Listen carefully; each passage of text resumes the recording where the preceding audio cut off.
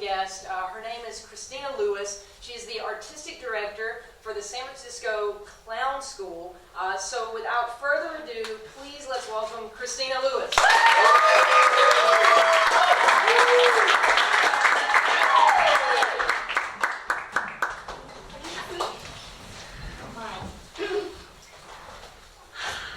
Welcome, children.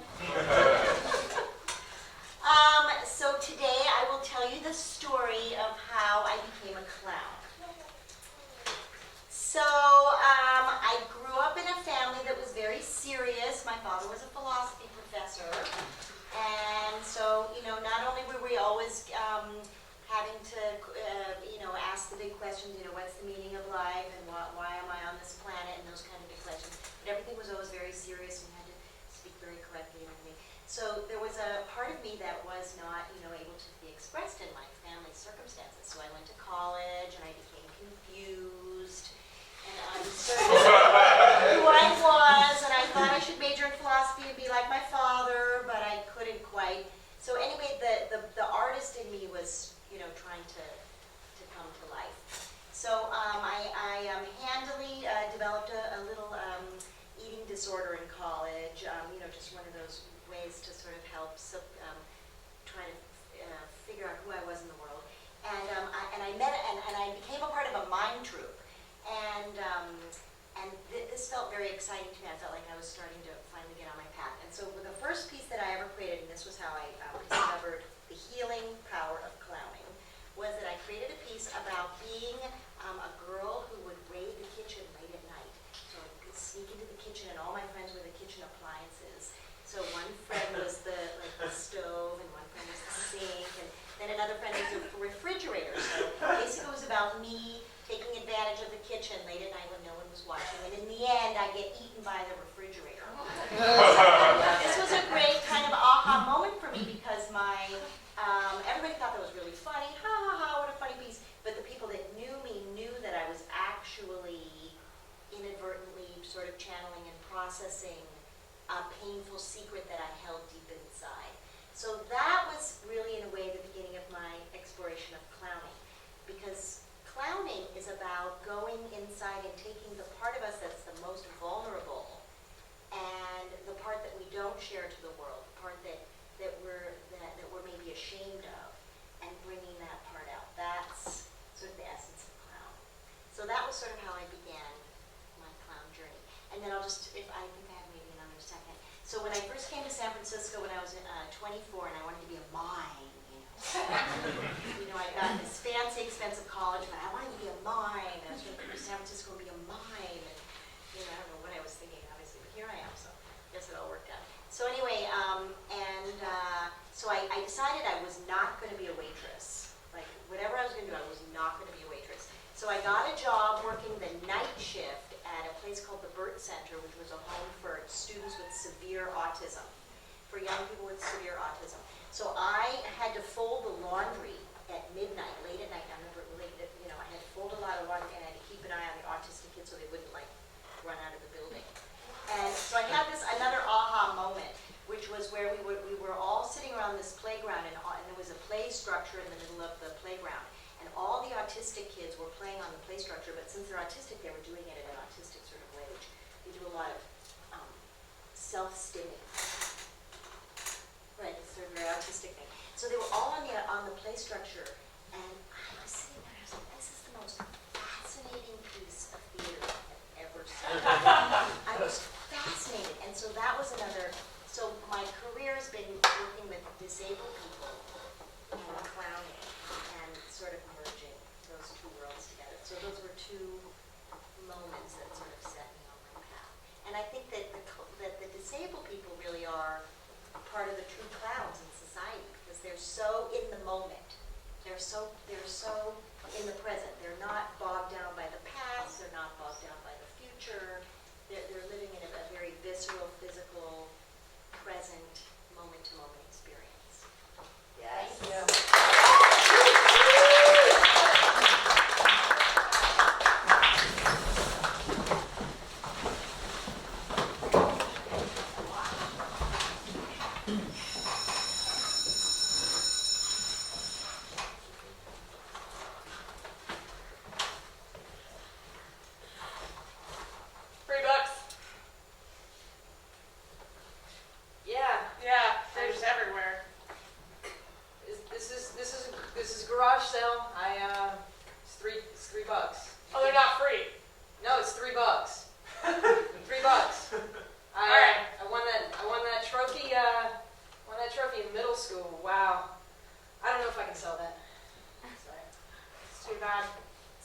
hockey player on that trophy. It is, right? Yeah. Yeah.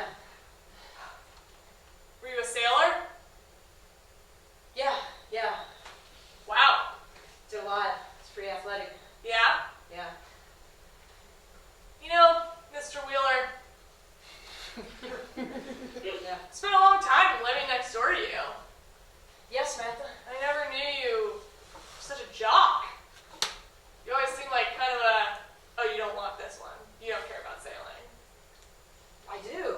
It's Oh. Well, I mean, yeah, you're pretty cool, Mr. Wheeler. look, Samantha. I got a lot of cool shit here. Yeah? Yeah, and buying it, it's not gonna make you any cooler. I'm sorry. I could have put that in a softer way, but it's not. You. Welcome to Hot Topic. What can I get you? Yeah. I don't know. You guys have any Like rugby trophies? Yeah, we got rugby trophies, but when I look at you, we got Yeah. rugby trophies up here. But when I look at you, you need like a nose ring or something. Okay. Like a nose ring. My mom's not gonna let me do that. What about like an ironic T-shirt? Like instead of like a Superman, it's like Spurman. Yeah. Yeah, I could probably do that because I can really wear it inside out in the car when she's driving me, and then turn it back right side out when I'm at school. Here you go, Spurman. Well, is that like a band or something? I don't even know what it means really, but Yeah. Okay. That's you look cool. You look Thanks. cool. Yeah. Yeah. I'm like.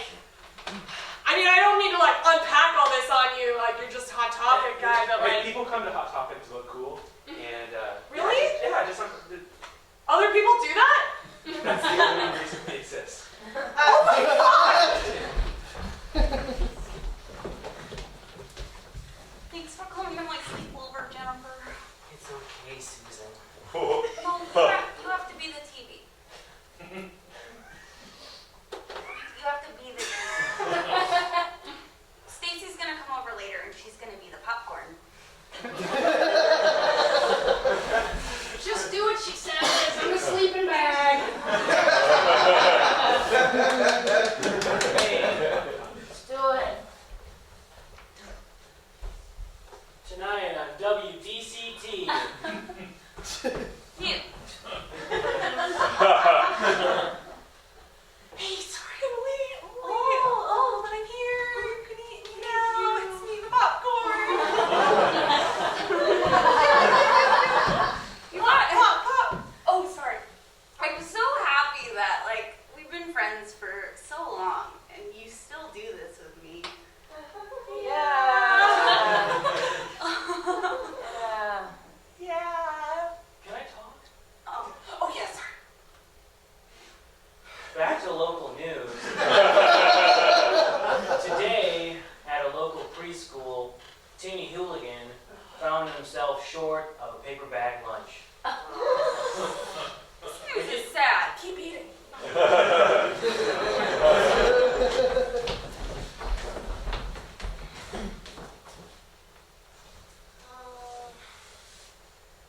Anita, you're my best friend at Confusion Dorm.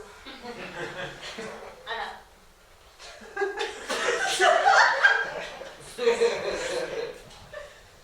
You're my best person because I don't recognize friend as a label.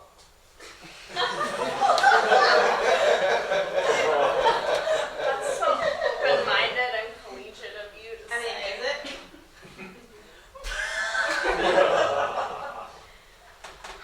I'm just having a lot of feelings about stuff. Well, just tell me, Meredith. Or don't. Is Meredith your name? I'm feeling like You a know it Megator. is. I'm just saying, you're giving off like a Megator vibe. So if you want to go with that next week, I don't know. That confuses me. Well, tell me what's on your mind, Megator. I don't know. I just feel like advanced physics is hard, and I'm having a lot of homosexual feelings. And Yeah. college is just not like I expected at all. What did you expect, Megator? You expected to go to college, get an education from diverse individuals, then have a skill that could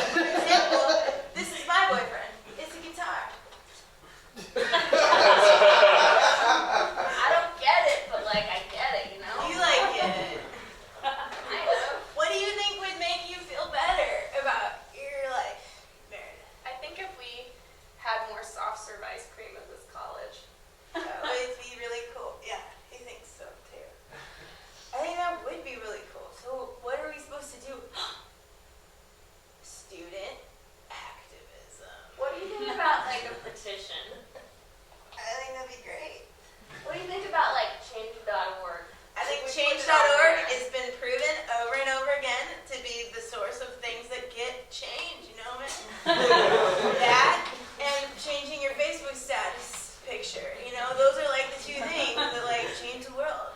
I guess my question then is like, what would I change my Facebook picture to? Okay, so like I got it, purpose. Thank you. Okay, so Really smart. he is Italian. He's really So like, picture this. It's like you post a picture and you're like, everybody's talking about prom, but why did nobody talk about why there's no soft serve? And then you change the filter to picture your profile picture, but your head is like a wicked soft serve. And then people be like, do you get it? And you'll be like, why weren't you talking about this last week? You know? I like that because it seems like I can make change but also feel self-righteous. And it feels like safe because like you did something already. You're really cool, Meredith. Like I really appreciate your like savvy towards social issues. I can't imagine what the next issue will be that you tackle.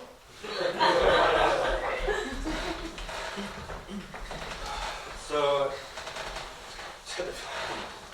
words talk with my parents. You know, I had to come be honest with myself. I live in Paris. I never thought I'd say this, but I'm thinking I'm going to have to start miming before my flight. My mom was being a total bitch about it because she was like, I knew you were going to do that. I knew this, you know.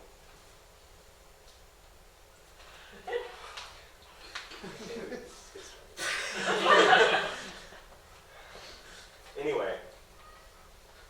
Oh my God. All right. Okay.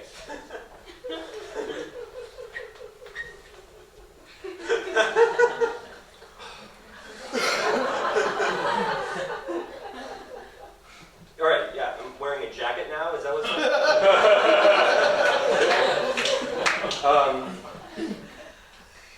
I just need help. I just need some help getting like a foot in the door, maybe interview some places. Do you guys know where I could go, or?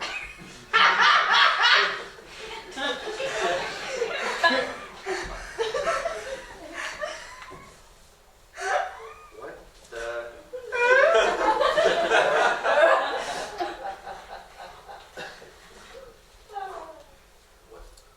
You guys just like be straight with me for a second? You guys like 5 minutes ago. I just come over to get your advice on something, a life change.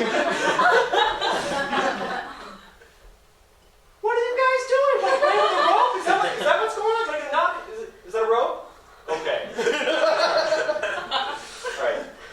Are you guys playing like tug of war? Oh, wait. Just censor stuff. Wait, I think. Can I? Wait. Okay.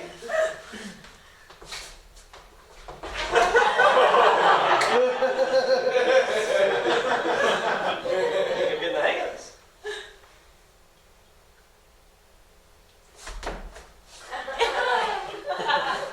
Wait a second. Let me try one.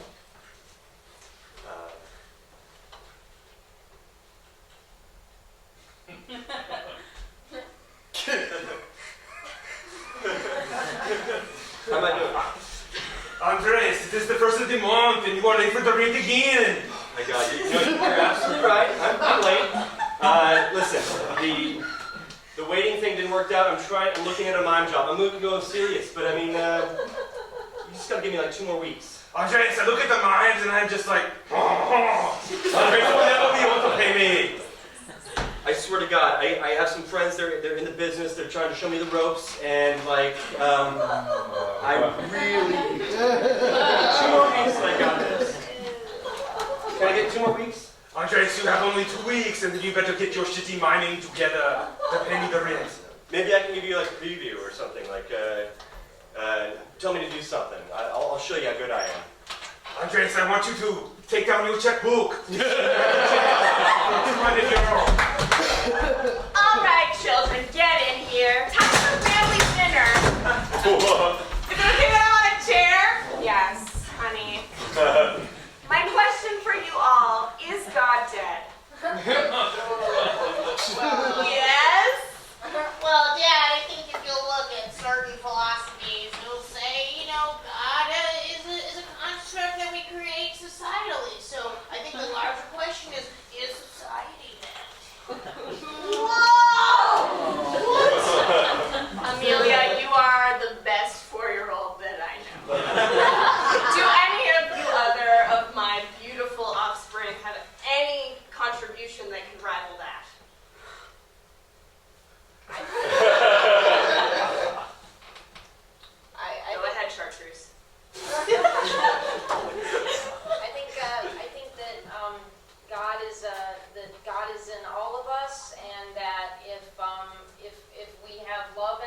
that is God. If we have hate in us, then that is God. If we have kiss assy tendencies, that is God. All right, that seems like a more theological approach. I'm also for. God, and you're doing great. God's like a blanket. It's cozy and it covers you when you're scared. Derek, you are lucky that you're handsome. I'm not so sure about God, but I'm pretty darn sure Santa Claus is still real. Oh, obvious. Yeah? Obvious. Yeah, That's not Yes, possible, is yeah. it? obvious. Right? obviously. All right, I guess this is a good time to bring up the fact that we've decided to donate all of your names to UNICEF this year. What the? Oh, what? What? I mean, in a way, I'm happy that we're giving back to the larger economy because the larger economy does fuel us all, but at the same time, I really wanted Parcheesi. See, she knows what I'm talking about. This was the year. This was the year I was supposed to get a bike. You did this on purpose. Were you supposed to get a bike, or is that a reality that you created in your own mind? I was made to believe. So it's pretty clear your damn play is about me.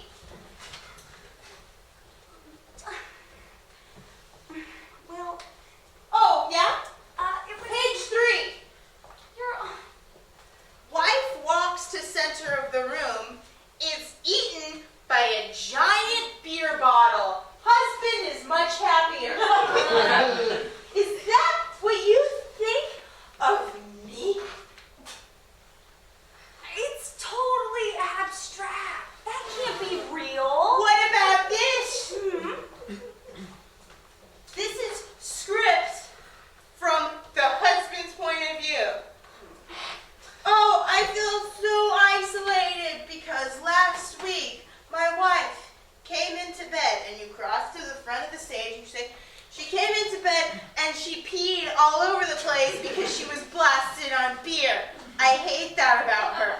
That's what she was! Can you read it from the wife's perspective? One more time. I'll read it, but I resent these lines that you wrote for me It's because not about you. It's not about you. Well, Just do see, it. Just do it. Let's read this what the wife says. I'm sorry. Mr. Wheeler, are you selling this cool play about this beer drinking? Maybe. Steve, you got problems at home we need to talk about? Well, I just thought it might spice up my relationship with my wife, like a fight scene about drinking too much beer. That'd be cool for us to role play. I can tell you a lot about your wife, Steve, if you wanna talk about her. Yeah, you're not gonna find it in that play, if you know what I mean. So, good vibrations isn't gonna make you spice up your life. You're gonna need a lot more than these vibrators. But all my neighbors are coming here. I thought that was like the thing to do to spice it up. No, you know what? We can get you this tail. You see Yeah. this tail? Yeah. That tail also has an ironic phrase on it, but you can only find it when it's taken out. It says, In one end and out the other. That's perfect. I'll take two. oh, fabulous.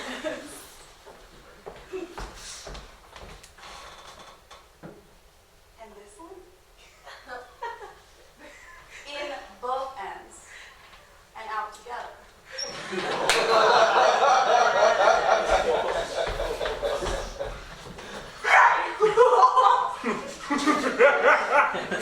Hey, Nick!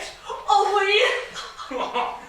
Emily! You know, when I came to college, I was like, man, you're not gonna find any Nick, but like, I found one, and you're super chunky. Oh man, you put the junk in my junky soup! Oh, Nick, Ollie!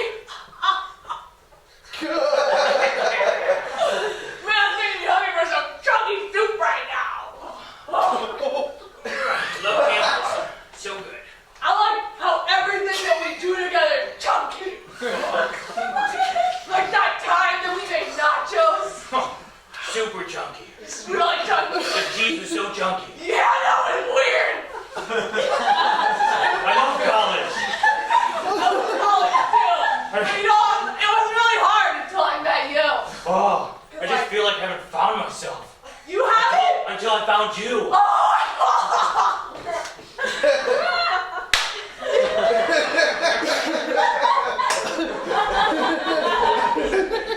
All right, parents, gather in, gather in. Thanks you all for attending this parent-teacher conference. I know your children are in college, but this just needed to be done.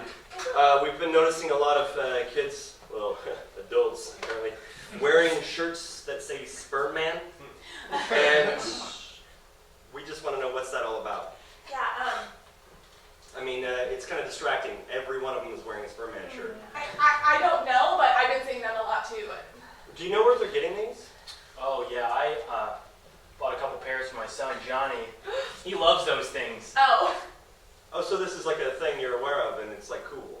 Oh yeah, I mean, if you want to be a cool parent, you gotta give in a little bit to what they want. Okay. Yeah, that's why I'm wearing this tits up shirt. No idea what it means, but tits up. That's so okay. We're letting things out. I mean, this is hang out with your wang out.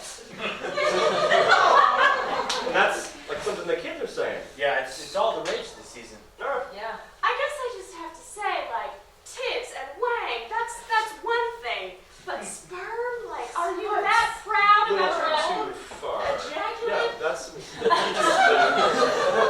discussing. So as to make it your whole identity, sperm man. Yeah, like it's like one is not the same. Like we get it, guys have that. But I mean, why you have to Actually, push it? I mean, I think the question is, to sperm or not sperm? Clearly, this is dividing this community about whether this shirt's acceptable. I mean, you're saying to sperm or not to sperm? Yes. Is that the question?